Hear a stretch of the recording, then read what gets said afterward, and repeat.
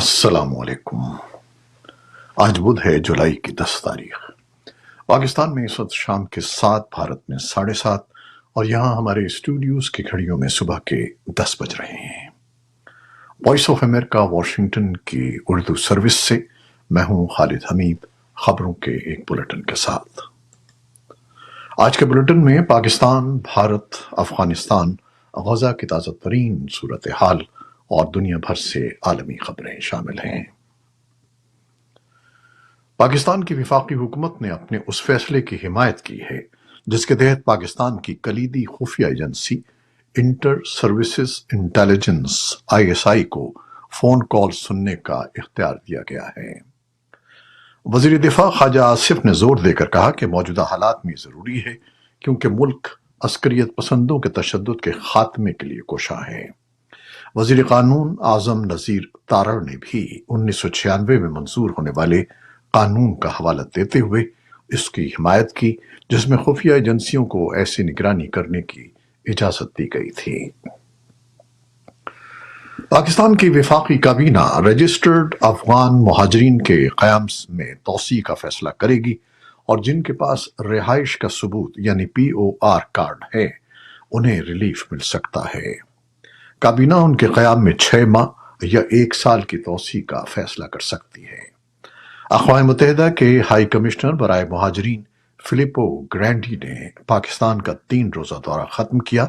اپنے دورے میں انہوں نے وزیر اعظم شہباز شریف، وزیر خارجہ اسحاق ڈار اور ریاستوں اور سرحدی علاقوں کے وزیر امیر مقام سمیت دیگر اعلیٰ حکام سے ملاقاتیں کیں۔ پاکستان کے نائب وزیر اعظم اور وزیر خارجہ اسحاق ڈار نے منگل کو کہا ہے کہ وہ جلد ہی کابل کا دورہ کریں گے۔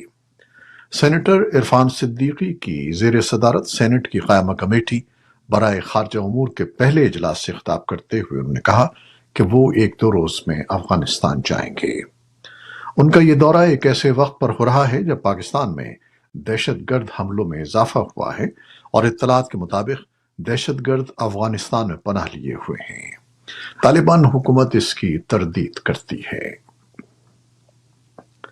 پاکستان کے صوبے خیبر پختونخوا کے سابق وزیر اعلیٰ اور سابق وزیر دفاع پرویز خٹک نے 190 ملین پاؤنڈ کیس میں اپنا بیان ریکارڈ کروایا ہے۔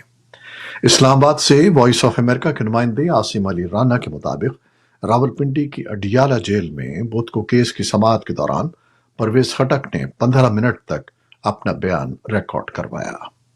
اس دوران روسٹرم پر موجود عمران خان پرویز خٹک کے بیان کے دوران مسکراتے رہے۔ پرویز خٹک کا شمار عمران خان کے قریبی ساتھیوں میں ہوتا تھا، تاہم 9 مئی سن 2023 کے واقعات کے بعد انہوں نے عمران خان سے راہیں جدا کر کے پاکستان تحریک انصاف پارلیمنٹیرینز کے نام سے نئی سیاسی جماعت بنا لی تھی۔ بھارتی وزیر اعظم نریندر مودی روس کا اپنا 2 روزہ سرکاری دورہ مکمل کر کے آسٹریا پہنچ گئے ہیں۔ مبصرین کے مطابق اس دورے سے 2 قسم کی آراء ابھر کر سامنے آئی ہیں۔ پہلی یہ کہ ایسے وقت میں جبکہ واشنگٹن میں روس مخالف فوجی اتحاد نیٹو کا اجلاس ہو رہا ہے تو کیا مودی کے دورے نے امریکہ اور مغرب سے بھارت کے تعلقات کو متاثر کیا ہے؟ دوسری یہ کہ دورہ پروگرام کے مطابق ہوا ہے اور اس سے امریکہ اور مغرب سے بھارت کے رشتے متاثر نہیں ہوتے۔ لیکن بعض دیگر تجزیہ کار کہتے ہیں کہ نریندر مودی کا روس کا دورہ نومبر میں ہونے والا تھا لیکن اسے قبل از وقت کر دیا گیا۔ ان کے مطابق بھارت اور امریکہ کے تعلقات میں حالیہ دنوں میں کشیدگی آئی ہے۔ تفصیل کے لیے ہمارے سوشل میڈیا پلیٹ فارمز پر آئیے۔ امریکی وزارت خارجہ کے ترجمان میتھیو ملر نے افغانستان میں انسانی حقوق کی صورتحال کے بارے میں افغانستان کے لیے اقوام متحدہ کے امدادی ادارے یونیما کی رپورٹ پر رد عمل میں کہا ہے کہ طالبان کے نام نہاد اخلاقیاتی ضابطے کا غیر متوقع اور منمانی نفاذ انسانی حقوق کو کمزور کرتا ہے۔ انہوں نے کہا کہ اقوام متحدہ نے خواتین کے ساتھ سلوک کے حوالے سے ایک رپورٹ جاری کی ہے اور ہم افغانستان کے لوگوں کے ساتھ، خاص طور پر افغان خواتین اور لڑکیوں کے ساتھ ان کے سلوک پر گہری نظر رکھے ہوئے ہیں۔ انہوں نے کہا کہ ہم توقع کرتے ہیں کہ طالبان اس سلسلے میں افغان عوام اور عالمی برادری سے اپنی یقین دہانیوں کا احترام کریں گے۔ امریکہ کے صدر جو بائیڈن نے روس کی جارحیت کے شکار یورپی ملک یوکرین کو اپنی سرزمین کے دفاع کے لیے مزید 5 ایئر ڈیفنس سسٹم فراہم کرنے کا اعلان کیا ہے۔ ان میں زمین سے فضا کو محفوظ بنانے والے پیٹریوٹ دفاعی نظام کی 3 اضافی بیٹریز بھی شامل ہیں، جو امریکہ، جرمنی اور رومانیہ فراہم کر رہے ہیں۔ صدر بائیڈن نے یہ اعلان ایک ایسے وقت میں کیا ہے جب امریکی دارالحکومت واشنگٹن ڈی سی میں مغربی ملکوں کے عسکری اتحاد نیٹو کا 3 روزہ اجلاس منگل کو شروع ہو گیا ہے۔ نیٹو کی سالگرہ کی تقریبات کے لیے واشنگٹن ڈی سی کے میلن آڈیٹوریم کا انتخاب کیا گیا ہے، جہاں 1949 میں نیٹو اتحاد کے قیام کے معاہدے پر دستخط ہوئے تھے۔ امریکہ اور اس کے نیٹو اتحادیوں نے یوکرین کی خواتین فوجیوں کے لیے $70 لاکھ سے زیادہ کے جنگی سامان کی امداد کے اعلان کے ساتھ افغانستان میں خواتین کے لیے تعلیم اور ملازمت کے حق کی بحالی کے لیے طالبان پر عالمی دباؤ جاری رکھنے کے عزم کا احاطہ کیا ہے۔ یہ اعلان منگل کو واشنگٹن میں نیٹو کی 75ویں سالگرہ کے موقع پر منعقدہ 3 روزہ سربراہی اجلاس میں کیا گیا۔ منگل کو صدر بائیڈن نے کانفرنس کے شرکاء سے خطاب بھی کیا۔ غزہ میں طبی ذرائع اور فوج کے مطابق اسرائیلی فورسز نے بدھ کو مزید مہلک حملے کیے ہیں۔ بتایا گیا ہے کہ اس نے اقوام متحدہ کی ایجنسی کی عمارت کے اندر کام کرنے والے حماس کے عسکریت پسندوں کو نشانہ بنایا۔ اسرائیلی فوج نے یہ بھی کہا کہ وہ منگل کو ہونے والے اس حملے کا جائزہ لے رہی ہے جس میں ہسپتال کے ذرائع کے مطابق جنوبی خان یونس کے علاقے میں ایک قریبی اسکول میں کم از کم 29 بچے جاں بحق ہو گئے تھے۔ اسرائیلی فوج نے کہا کہ غزہ شہر میں رات گئے ایک حملے میں حماس اور اسلامی جہاد کے اہداف کو نشانہ بنایا گیا، جو فلسطینیوں کے لیے اقوام متحدہ کی امدادی ایجنسی اونروا کے ہیڈ کوارٹر کے اندر کام کر رہے تھے۔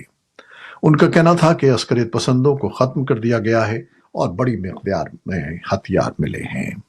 اونروا نے اس حملے پر فوری طور پر کوئی تبصرہ نہیں کیا، لیکن کہا ہے کہ اس کے پاس اس دعوے کی تصدیق کرنے کا کوئی طریقہ نہیں ہے کہ اس کی تنصیبات حماس اور اس کے اتحادی استعمال کر رہے ہیں۔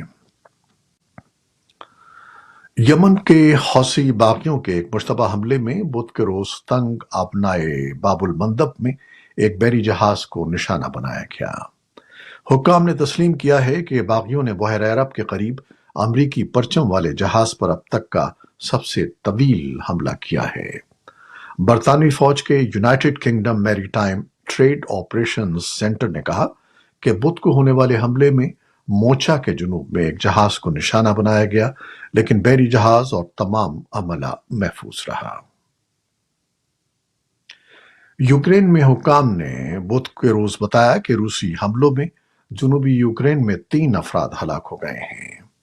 گورنر اولیگ کیپر نے کہا کہ حملہ آوروں نے اوڈیشا کے علاقے میں بندرگاہ کے بنیادی ڈھانچے کو نشانہ بنایا۔ 2 افراد ہلاک ہو گئے۔ اس کے علاوہ جنوبی شہر نیکوپول میں روسی گولہ باری سے ایک 62 سالہ شخص ہلاک ہو گیا۔ فضائیہ کا کہنا ہے کہ یوکرین پر داغے گئے 20 ڈرونز میں سے 14 کو تباہ کر دیا گیا۔ پاکستان اور دنیا کے کئی دوسرے ملکوں کی طرح امریکہ کے کئی علاقے شدید گرمی کی لپیٹ میں ہیں، جن میں California, Nevada, Arizona, Oregon, Idaho, Alabama اور مسیسپی کی ریاستیں شامل ہیں۔ گرمی کی شدت کے باعث امریکہ میں کئی اموات بھی ہو چکی ہیں۔ سائنسدانوں کا کہنا ہے کہ کرۂ ارض کو شدید موسمی طوفانوں، خشک سالی اور قحط سے بچانے کے لیے ضروری ہے کہ بڑھتے ہوئے درجہ حرارت پر قابو پایا جائے۔ بصورت دیگر زمین ہر طرح کی حیات کے لیے مشکل ہوتی چلی جائے گی۔ کرکٹ۔ پاکستان کرکٹ بورڈ نے ورلڈ کپ میں ناقص کارکردگی کے باعث قومی سلیکشن کمیٹی کے ارکان وہاب ریاض اور عبدالرزاق کو فارغ کر دیا ہے۔ وہاب ریاض مین سلیکشن کمیٹی کے رکن تھے، جبکہ عبدالرزاق مین اور ویمن سلیکشن کمیٹیز کے رکن تھے۔ پاکستان کی ٹیم صرف کینیڈا اور آئرلینڈ کو شکست دینے میں کامیاب ہوئی تھی۔